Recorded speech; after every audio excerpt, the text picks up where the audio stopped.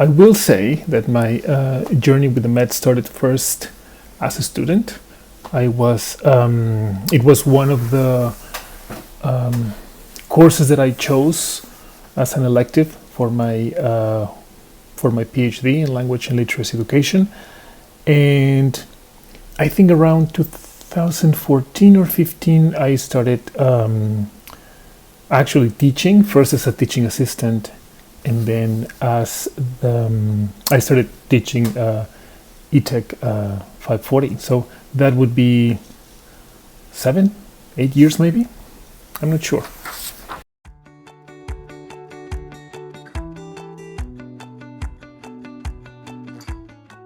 I think, well, I mean, to begin with, there was kind of like an, because I was a student as well, I was already kind of like emotionally attached to the program, and particularly to the course that I started teaching and that I still teach now. Which was designed by Dr. Teresa Dobson, my supervisor, and then I actually was part of the redesign of that course. So I would say that it was more emotional than anything else, and then once there, it was very easy to make a case to stay within the program.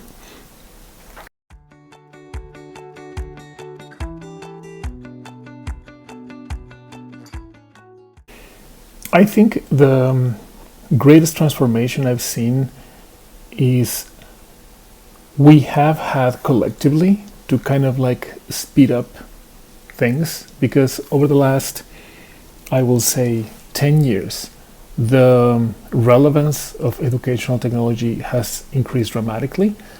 Even things like, availability of jobs for educational technologists has increased greatly, particularly in the post-COVID era.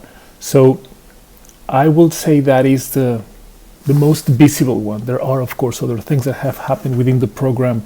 I'm getting students from more places over the world, and that's always super encouraging. More levels of experience, etc., etc.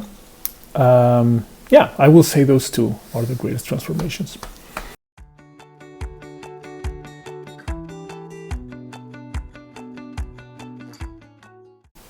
I don't know if it is about MET specifically, but I will always say that it is the students.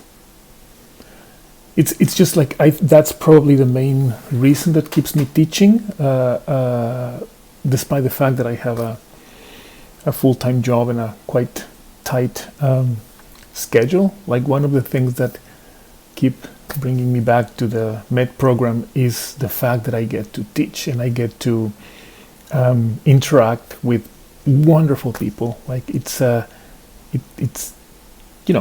really, really difficult to find something more exciting. I'm not saying there's not, but for me, certainly, the students make everything worth it.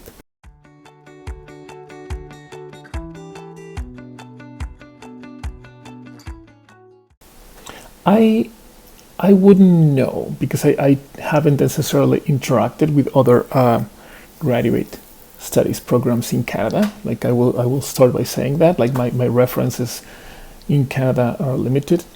I would say that it is certainly different from other graduate studies that I have been part of back in Mexico, in my home country.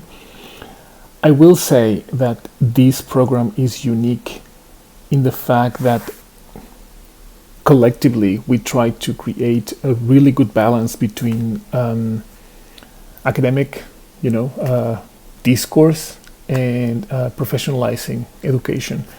And it is actually difficult to balance those two properly, but I think that we actually have sort of, again, made it collectively. Like, once you conclude the MET, you can actually go full on into the private sector, and you can do that with with proficiency, but you can also take the PhD route if you want to, and that's not easy to do. I'm just like, that will be for me the the secret sauce of the MET program.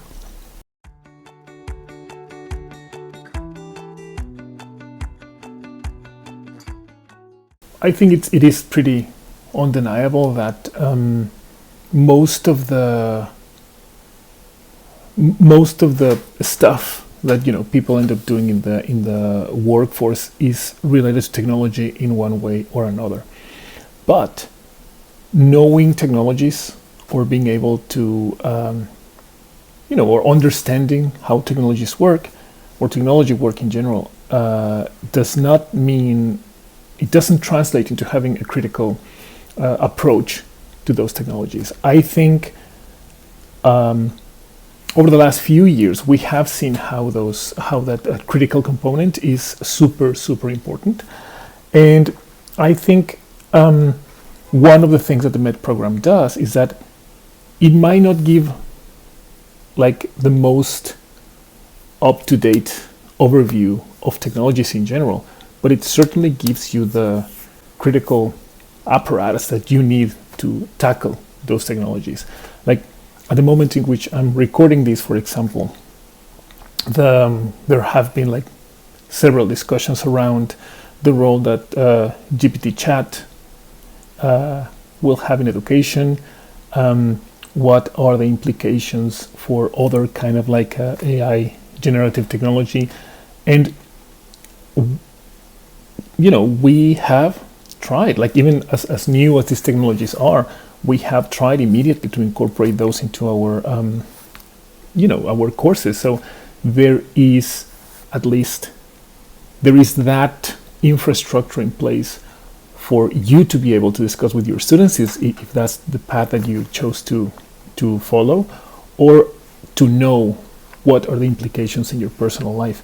So I do think that is one of the greatest things. Like it might not be, again, the best, but for me, it is definitely one of the things that make the MET program particularly good at preparing people for the future.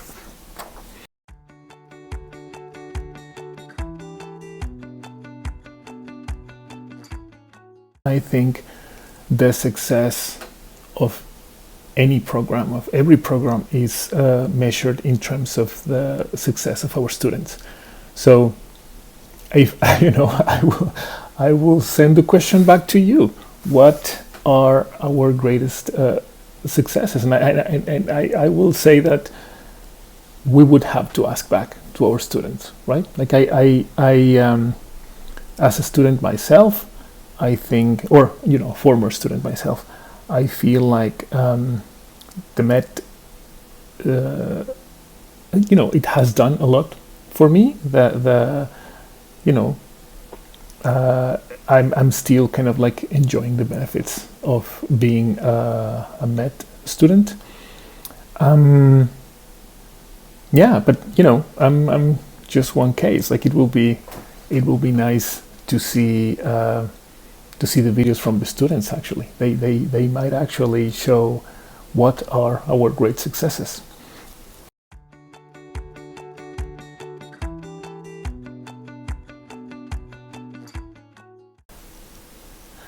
I will encourage students who are invested in the field of education to, it doesn't matter in which discipline, to take a look at not just the MET program. The MET program, it would be nice, but also the overall field of educational technologies. I will particularly encourage those who are right now in education and might not be willing to follow an academic path to actually look at educational technologies and the MET.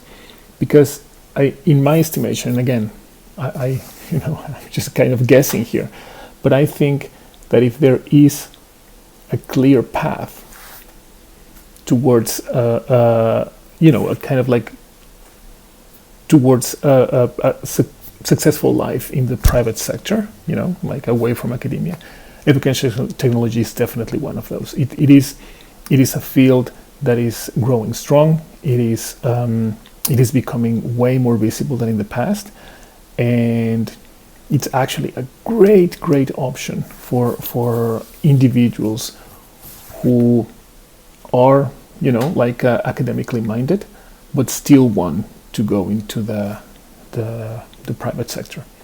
So yeah, that will be it.